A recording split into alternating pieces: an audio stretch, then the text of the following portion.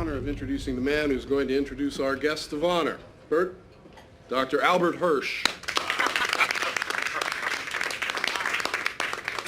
I first met Dan Hillcott in 1987 at which must have been the most boring neuropsych conference ever held. We managed to escape that dreary ballroom and find a dark corner and a cold beverage, and we've been finding dark corners ever since.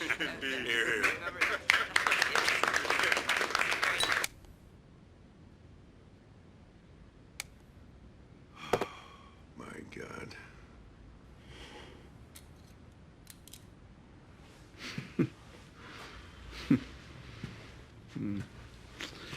Where'd you find this? YouTube. I thought we had everything firewalled. Yes, so did I. But then again, I thought the CIA would handle Treadstone, so maybe I'm just behind the curve. Well, is that it? Is that all of it? No. They apparently thought it was okay to attend about a half a dozen of these things together. Proving what? We're looking at the medical directors of Treadstone and Outcome publicly celebrating their top secret man crush. If this Bourne mess exposes Treadstone, they will turn Hirsch inside out. They'll be talking to Hillcott before we even know what happened. What's the damage? Outcome. We'd lose Outcome. Meaning what? Meaning we will burn the program to the ground. And I mean from top to bottom. Because of this? Because they're friends? These two guys built our platform. You want to wake up and see this on CNN? Jesus, Rick, just like that? Hirsch and Hillcott, how many people even understand this work, let alone have the will to pursue it? Nothing has even happened yet. And we have to get ready. You're ready for what?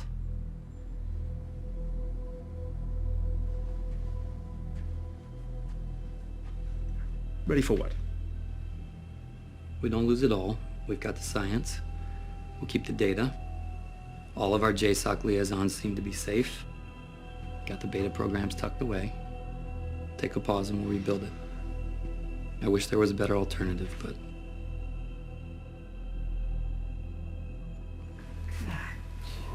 This equation has four factors, a little bit of multiplication.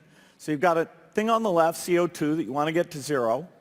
And that's going to be based on the number of people, the services each person's using on average, the energy on average for each service, and the CO2 being put out per unit of energy. So let's look at each one of these and see how we can get this down to zero. Probably one of these numbers is going to have to get pretty near to zero. That's back from high school algebra, but let's take a look. First, we've got population. The world today has 6.8 billion people. That's headed up to about 9 billion. Now, if we do a really great job on new vaccines, healthcare, reproductive health services, we could lower that by perhaps 10 or 15%. But there we see an increase. Who could have predicted this? How could we see a once-in-a-century virus coming? Perhaps unless it was from a lab origin and it was people working in this area knew about something, knew about these lab accidents or whatever the heck happened. Here's a tape of Bill Gates talking about this during the Trump administration. If anything kills over 10 million people in the next few decades, it's most likely to be a highly infectious virus rather than a war. All right. Well, that's Gates, and you know, he's a big vaccine maker. He has his hands in quite a bit of gain-of-function research data, I would imagine, because he's working with these things to develop vaccines. The Gates Foundation is. Now let's look at Tony Fouchi. What did he have to say? This is 2017.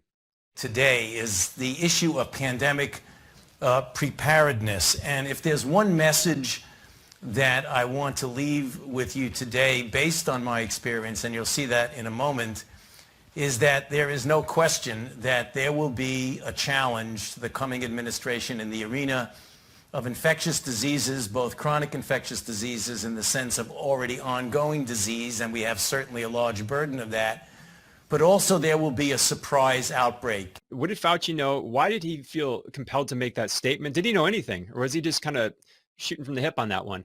we may not know. Hopefully we'll know. Devin Nunes is trying to get to the bottom of it, as our other GOP members. But there's also people piling onto this conversation. Rand Paul has given really cover to a lot of people to start questioning this again and not be called conspiracy theorists or not lose their YouTube channel. We have Congressman William Posey, and he's from Florida, and this is his headline. This is back in February. Congress should establish a bipartisan commission to examine COVID-19, and in that was the origins. And then we have Peter Gercha, someone we've talked about on this show quite a bit. He's a highly respected physician, medical researcher, the former leader of the Nordic Cochrane Center in Copenhagen, Denmark, the co-founder of the Cochrane Collaboration. And he took to Twitter and posted an article about the origins of this. Made in China, it says the coronavirus that killed millions of people was likely fabricated on purpose to make it dangerous to humans, that's gain of function, as part of the gain of function research, and escaped from the Wuhan Institute of Virology because of sloppy safety measures. And if you want to go check out that article, you can go to the Institutes of Scientific Freedom. And that's it right there. That's Peter Gercha. We don't know whether the pandemic started in a lab in Wuhan or evolved naturally, but we should want to know. To arrive at the truth, the U.S. government should admit that the Wuhan Virology Institute was experimenting to enhance the coronavirus's ability to infect humans. For years, Dr. Ralph Barick, a virologist in the U.S., has been collaborating with Dr. Shi Zhengli of the Wuhan Virology Institute, sharing his discoveries about how to create superviruses. This gain-of-function research has been funded by the NIH.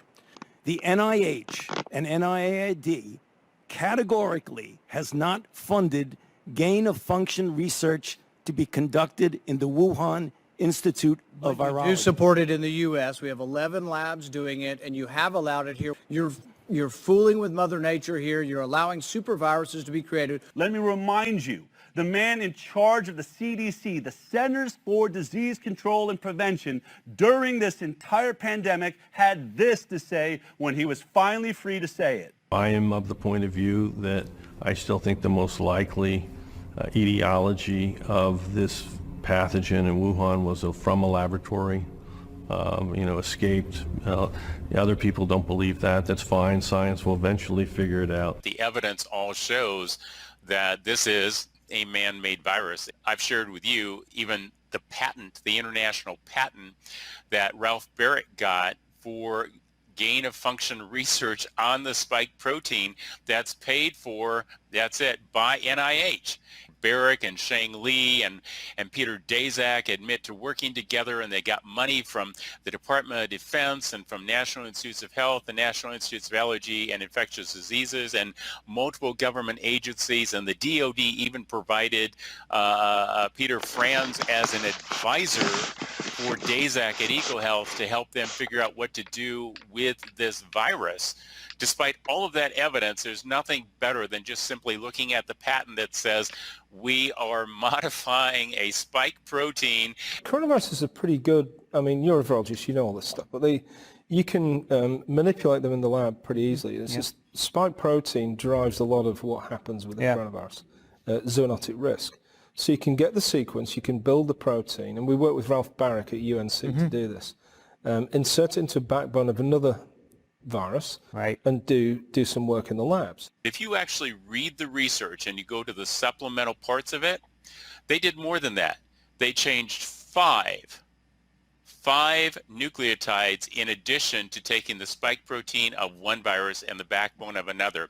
And those five, the fifth one had to do with the envelope. And we know that the envelope has a great deal to do with this virus being able to infect the brain of people in addition to the spike protein. Let's just look at a couple of these articles. The NIH National Library of Medicine, angiotensin-converting enzyme 2, ACE2 proteins of different bat species confer variable susceptibility to SARS-CoV entry. Lab-made coronavirus triggers debate. The creation of a chimeric SARS-like virus has scientists discussing risk of gain-of-function research. Barick to lead 10 million NIH grant. The SARS-like cluster of circulating bat coronaviruses in nature shows potential for human emergence. Again, Zhang Li and Ralph S. Barick, China and America coming together. Research in this manuscript was supported by grants. Look at this. Grants from who? The National Institute of Allergy and Infectious Disease, NIAID, exactly where Fouchi is in charge, funding from EcoHealth Alliance. So we see this connection between the two.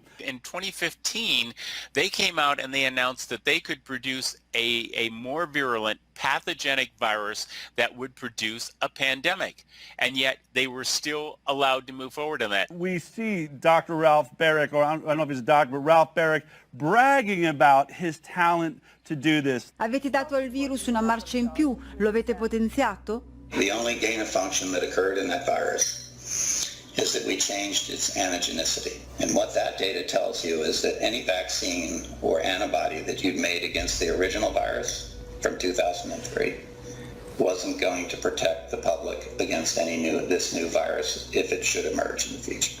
Se guardassimo il genoma della vostra chimera capiremmo che era stata fatta in laboratorio? Anything that we build in the laboratory has what are called signature mutations.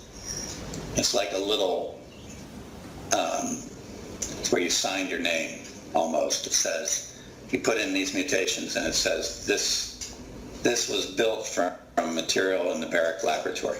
Ma se non vuoi lasciare questa firma, puoi costruire in laboratorio un virus indistinguibile da un naturale, giusto?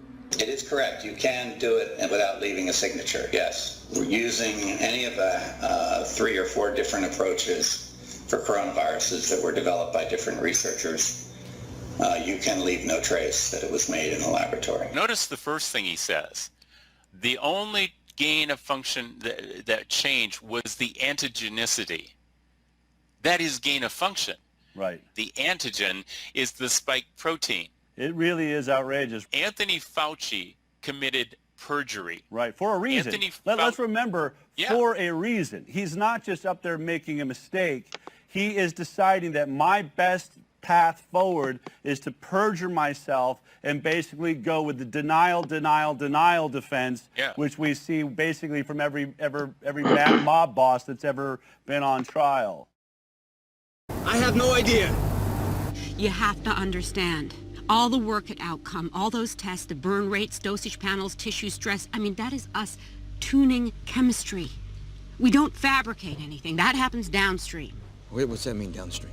It means you need live virus to seed adhesion.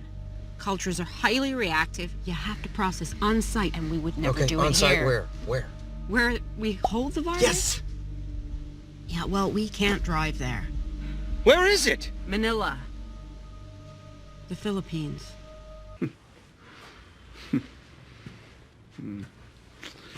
Where'd you find this?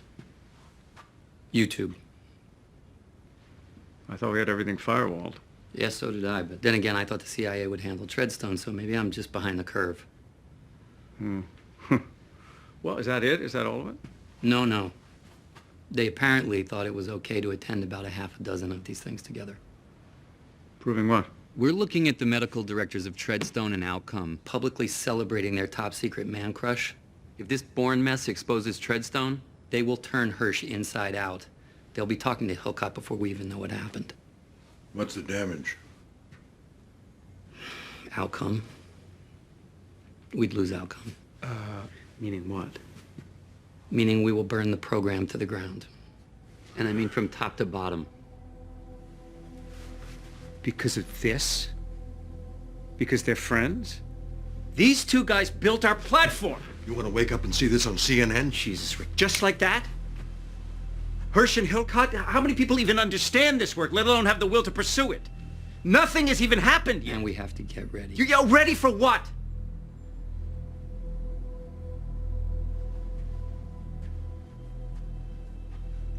Ready for what?